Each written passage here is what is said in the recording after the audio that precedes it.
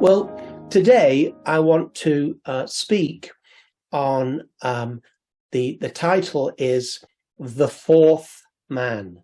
The Fourth Man.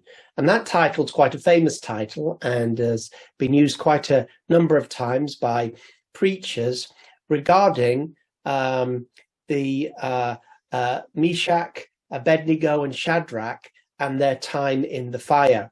And probably one of the most famous sermons ever preached on this, the fourth man, was from Oral Roberts. It's one of his most famous sermons, Oral Roberts, a great healing evangelist in North America. There's a great university he founded, ORU, Oral Roberts University. And if you want to hear the man himself, Oral Roberts, you just go on YouTube and you can find this his sermon on this. And also other sermons by him and healing crusades. It's a real instruction to see how God moved in healing power in those days. But I'm not preaching his sermon, that's why I mention it. But I want to talk a little bit about the fourth man. But before we get to that story of Meshach, Shadrach, and Abednego refusing to bow down to the golden image and then thrown into the fire where the fourth man appears, I want us to take a step back and see what we can learn from these men. And the first place before we go to the actual story is in Daniel 1. Now, you will know that in Daniel 1, what have we got here? Well, the Jewish people have finally fully been taken into Babylon. Northern Israel went a lot before this, and then finally the kingdom of David in Judah, they were the best of them were transferred to Babylon, where they would remain for 70 years before they would then begin to return. And of interest is these three men, Shadrach, Meshach, and Abednego. Now, in this passage, I want you to notice how they ended up in Babylon, but they were brought to the heart of Babylonian administration. So, Daniel chapter 1, in the third year of the reign of Jehoiakim, king of Judah, Nebuchadnezzar, king of Babylon, came to Jerusalem and besieged it. And the Lord delivered Jehoiakim, king of Judah, into his hand, along with some of the articles from the temple of God. These he carried off to the temple of his God in Babylonia and put in the treasure house of his God. Then the king ordered Ashpenaz, chief of his court officials, to bring into the king's service some Israelites from the royal family and nobility, young men without any physical defect, handsome, showing aptitude for every kind of learning, well-informed, quick to understand, and qualified to serve in the king's palace. He was to teach them the language and literature of the Babylonians. The king assigned them a daily amount of food and wine from the king's table. They were to be trained for 3 years, and after that they were to enter the king's service. Among those who were chosen were some from Judah: Daniel, Hananiah, Mishael, and Azariah. The chief official gave them new names.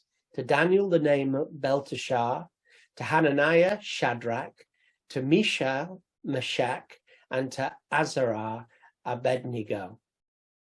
But Daniel resolved not to defile himself with royal food and wine, and he asked the chief official for permission not to defile himself this way. Now God had caused the official to show favor and compassion to Daniel, but the officials told Daniel, "I am afraid of the Lord the king, who has assigned your food and drink. Why should he see you looking worse than the other young men of your age? The king would have my head because of you." Daniel then said to the guard, whom the chief official had appointed over Daniel, Hananiah, Mishael, and Azariah, "Please test your servants for 10 days. Give us nothing but vegetables to eat and water to drink. Then compare our appearance with that of the young men who eat the royal food, and treat your servants in accordance with what you see." So he agreed and tested them for 10 days. At the end of the 10 days, they looked healthier and better nourished than any of the young men who ate the royal food.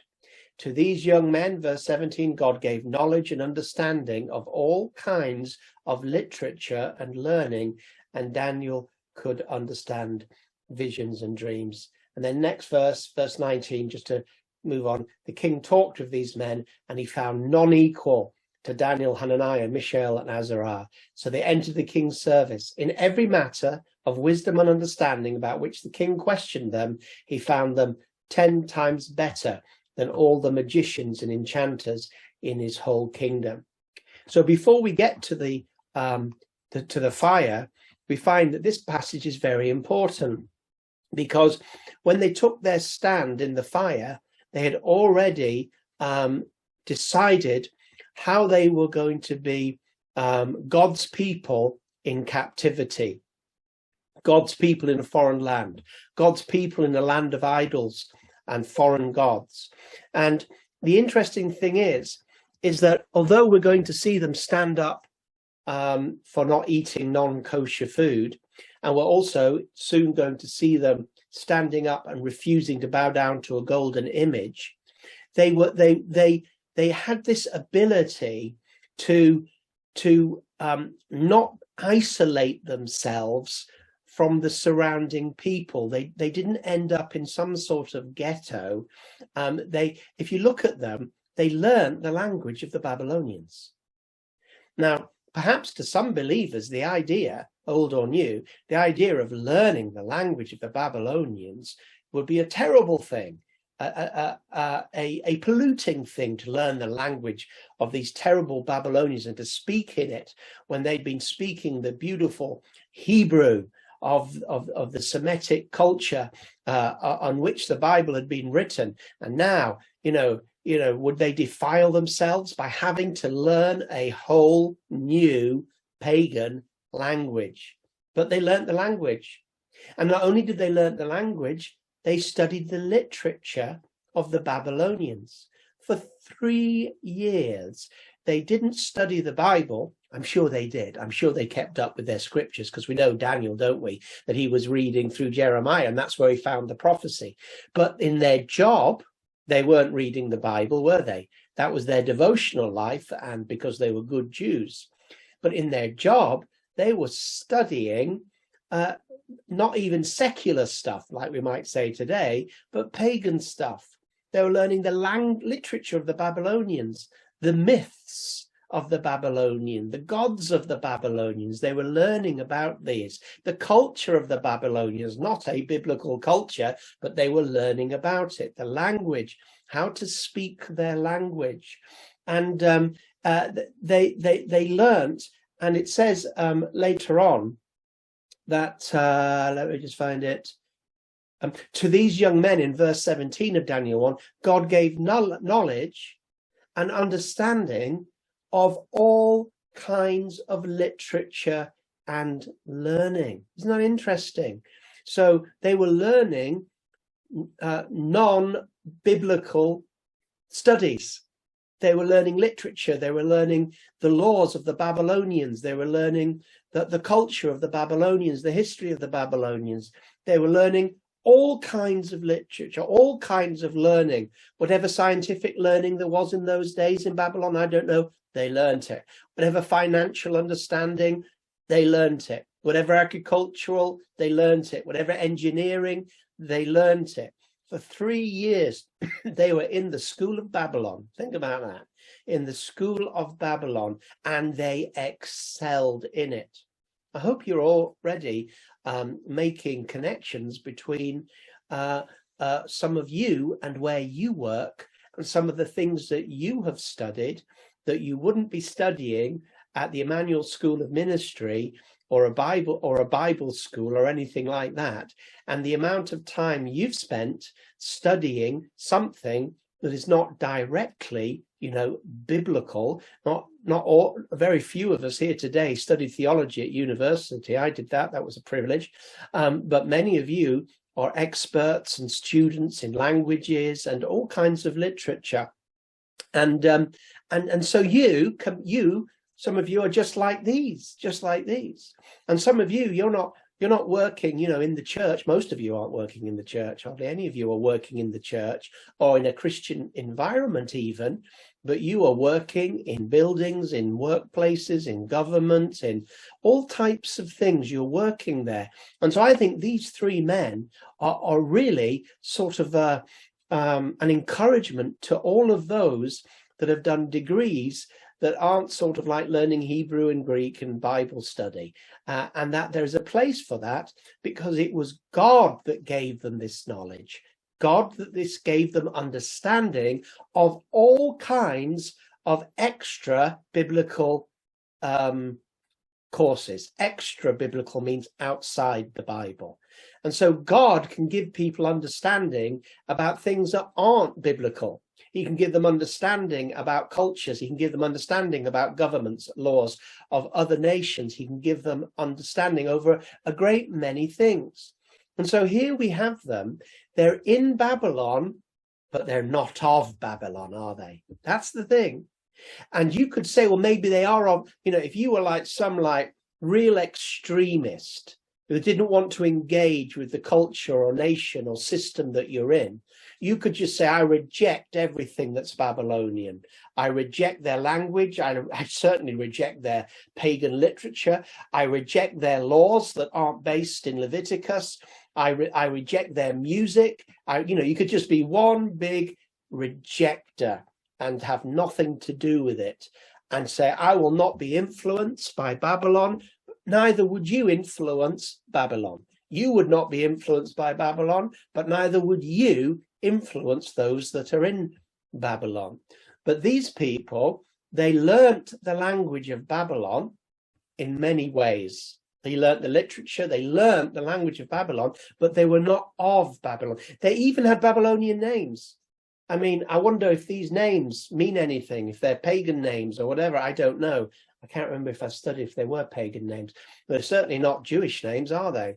They weren't called like Jonathan and David and whatever.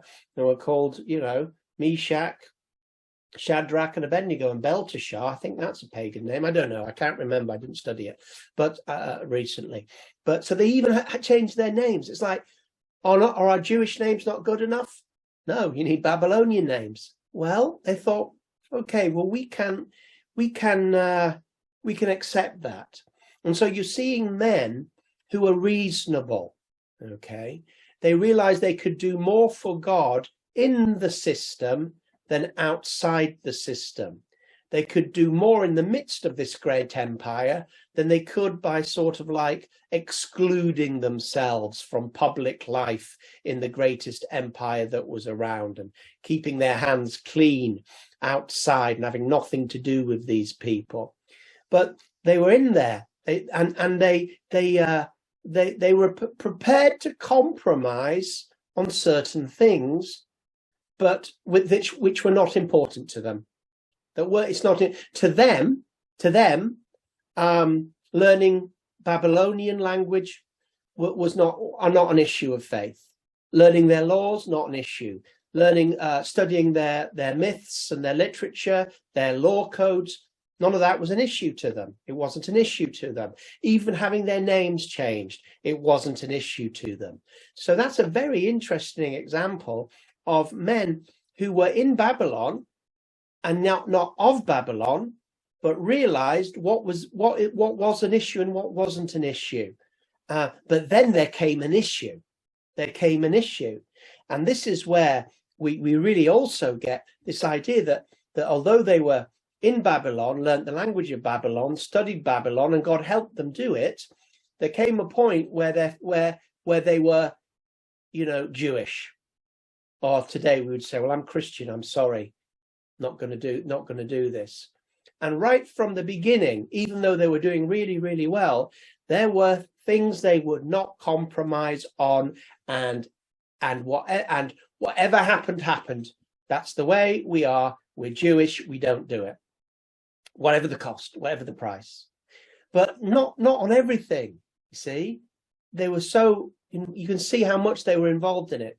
And that was for a Jew, one of the biggest things that set a Jew apart from a non-Jew was food and circumcision.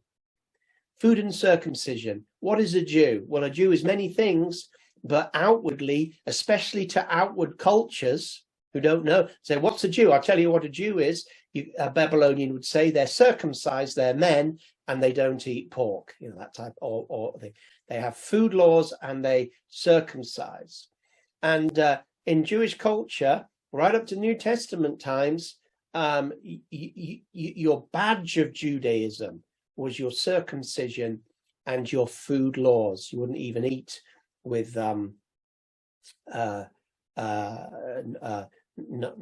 non-Jews, and so Daniel said, look, we're not going to do this because we'll cease to be Jews, or can I put this, we'll cease to be believers. We will not be just in Babylon, but we will become of Babylon. And so they refused to deny their identity. Now, some of you might, and I think hopefully I'm challenging, you might have thought that they'd rejected their identity already as Jewish people. Babylonian names, speaking in Babylonian clothes, I guess, Babylonian laws, working in a Babylonian governmental system. Some people might have said that they've lost their identity. They've lost their identity. They've lost their names. They've lost their language. But they hadn't. They knew what part of their identity was non-negotiable. Non-negotiable. And we need to think these things through.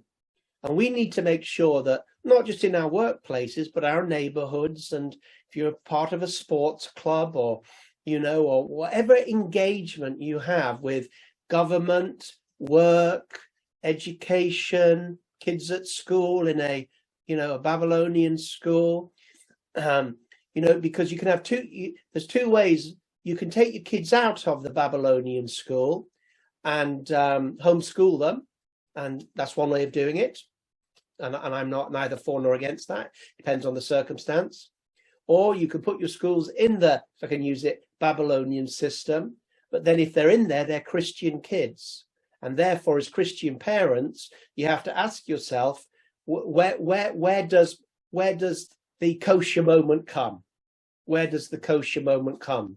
Where you simply say, I'm sorry, these are Christian children, and what you're about to do in that lesson is unacceptable, and they won't be there.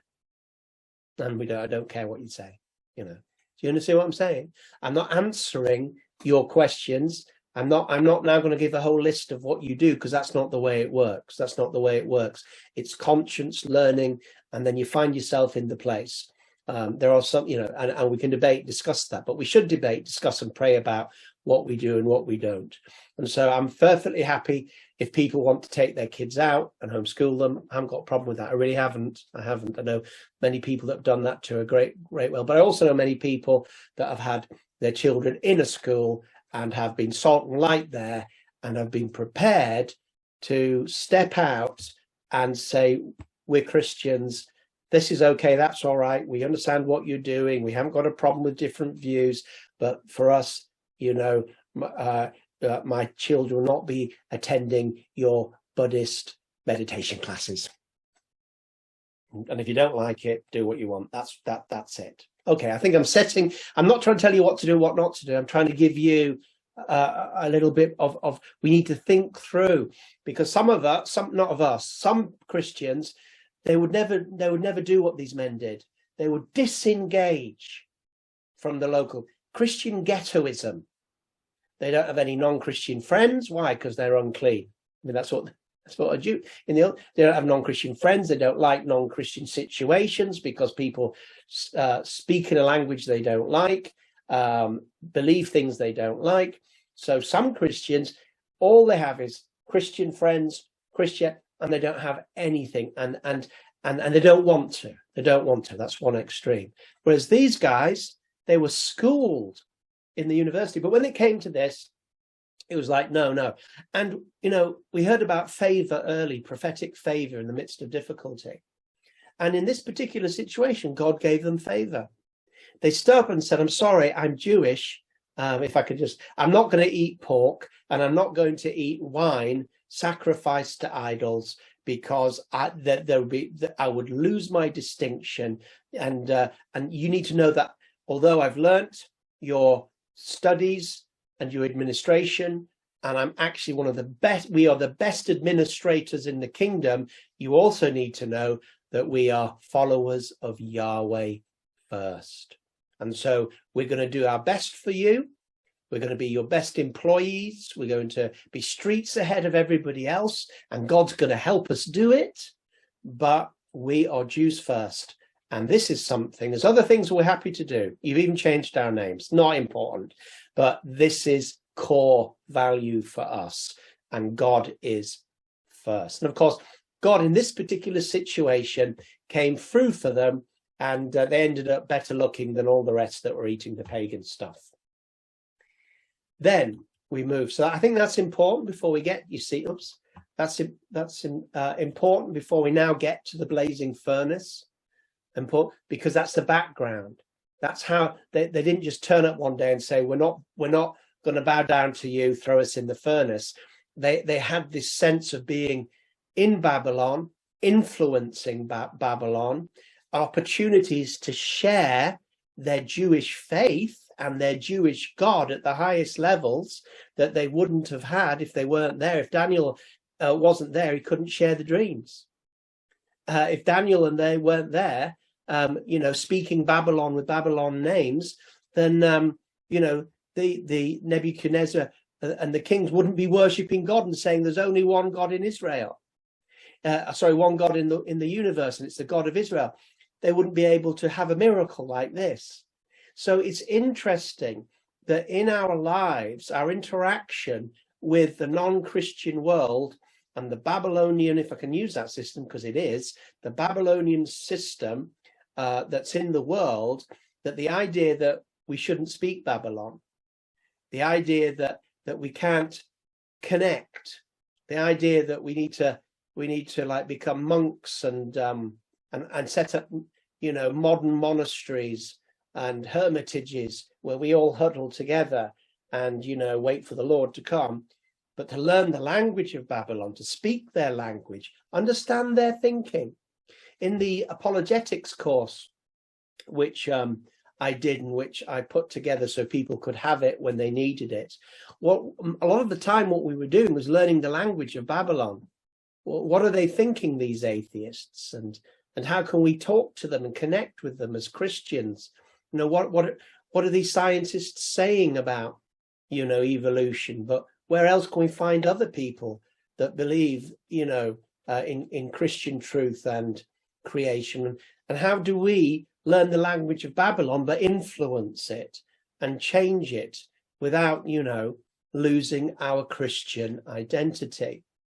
Because in life, we know, don't we, that there's always, and we see this a lot, in public life and in workplace, that these people knew where to stop. But sometimes what can happen is when you get the gold of Babylon and when you get the king's blessing and you get everything and you're going up the career ladder and everybody's speaking well of you, and you think maybe even as a politician, I am a Christian, but I better keep it quiet. Why? See, that's not Meshach, Abednego. They didn't go around, forcing themselves on others. They understood how people thought, but neither did they compromise on the key issues of their faith. They were quite open about it. We're not going to eat this stuff. And even when they said we're not going to eat it, they said, look, they didn't go straight away and say, we're not eating it, did they? They said, look, is there a way that but in the end, they wouldn't have eaten it.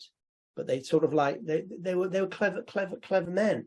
But, when you see politicians or somebody who's a Christian suddenly become a very powerful politician or a very powerful business person or very powerful in the media, and then suddenly they start being quiet about things.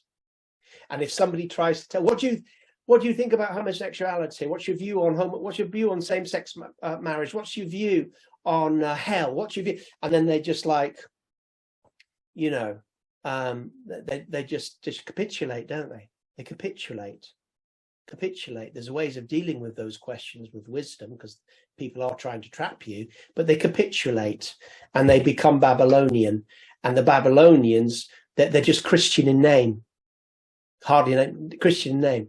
And there's nothing worse than being a Christian in name, because the non-Christians disrespect you even more, because you got nothing to offer. You're no different. You just happen to go to church on a Sunday. You don't stand up for anything.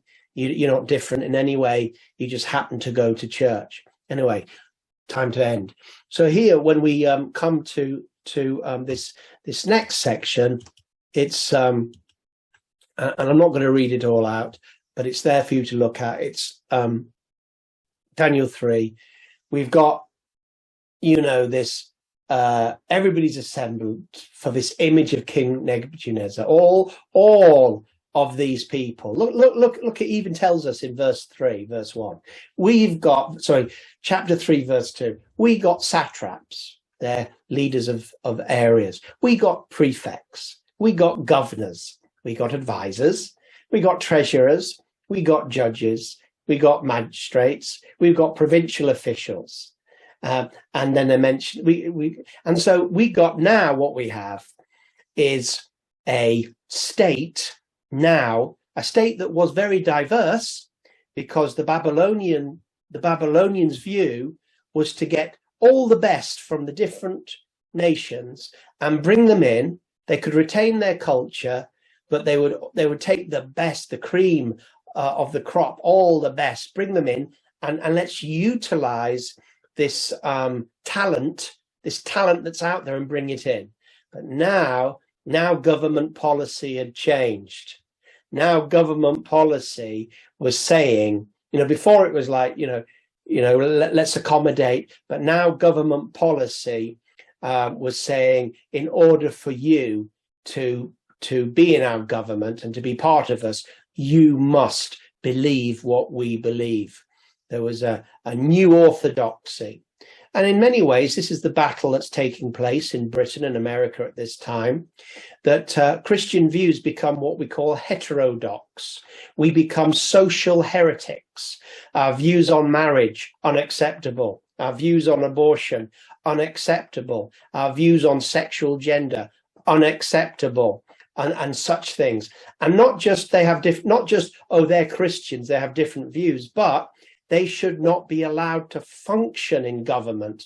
They should not be allowed in our businesses. They should not be allowed anything. They should be expelled, because this is the new norm. And so it's very different. And they're all there, all of them. And of course, you know the story. Whoever doesn't will be thrown into a furnace. And so, because right from the beginning, before they'd been blessed, these three men, Shadrach, Meshach, and Abednego, had already decided that they would rather go down trusting God than succeed compromising him. It just wasn't, they had made their mind up. If they were going to get booted out, if they were going to get burnt up, if they were going to get demoted, if they lost everything that Babylon had given them, well, it was God, wasn't it? But if they lost everything, if Babylon took away everything, that would be sad, but at least they would have God. It's that type of decision that had been made in advance. This wasn't something that they had to think about. Shall we worship in it? This was something that they'd already set in their hearts. I am a believer, and that is first. And this is just, there's no compromise here. They didn't say, I'll bow down and say, Jehovah, I love you, under my breath. They didn't compromise, because they knew that visually this would show that they were no longer different than anybody else. So they were furious that they wouldn't do it, furious with rage. And isn't it true that when we as Christians say, I'm sorry, I only believe that there is two genders? Rage, how dare you, unloving, I'm sorry, but I believe in biblical marriage. And biblical marriage is between one man and one woman. Rage. If you're in Babylon and you want to marry who you want, well, that's one thing. But I'm telling you, I don't Believe in it. Rage. And so they're in a rage, and they said this to the king who was about to do it. He said, we're going to throw you in, and what God will be able to rescue you? Shadrach, Meshach, and Abednego replied to him, King Nebuchadnezzar, in verse 16, we do not need to defend ourselves before you in this matter.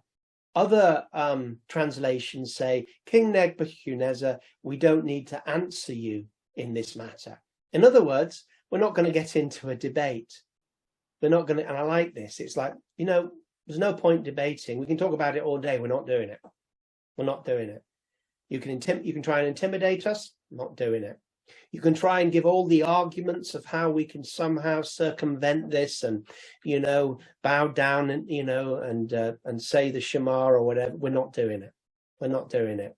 So, and then the next thing is, and we put ourselves in the hands of God that brought us to this place anyway, that gave us the ability to be great. You see, if you think that you got where you are in wealth or business or politics because of you, then you're more likely to get to bend the rules and no longer be one of these guys, and to sort of, because you're worried you're going to lose. But if you understand everything that you've been given was given by God, your ability, your wisdom, everything you have was God given, then you realize that nobody can take it away from you without his permission. And that if they do take it away from you, then you've got a bigger reward coming in this life or the life to come, and you've passed the test. So they're not going to discuss about it. And they say these famous words, we're not going to serve you. If we're thrown into the furnace, God we serve is able to deliver us from it, and he will deliver us from your hand. But even if he does, we want you to know we won't serve your gods. And that is so good. If not, that's a very powerful phrase. If not, God's going to deliver me. I'm believing all the promises. I'm a victorious Christian. And sometimes we hear this. Sometimes we hear these victorious Christians, and no matter what we're going through, that it's almost like is it victorious? Sometimes it's just plain denial. When we had the pandemic, I was around people quoting Psalms, pestilence shall not come near you and it won't come near us, and we're victorious and the devil can't touch us. Guess what? They got it. They got it. Didn't start quoting this. They got it. So what was that? Victorious or presumption? So what they said is, we're believing God. We believe God, and we believe that he can, and we believe that he will deliver us. But even if he doesn't, we're not going to follow you.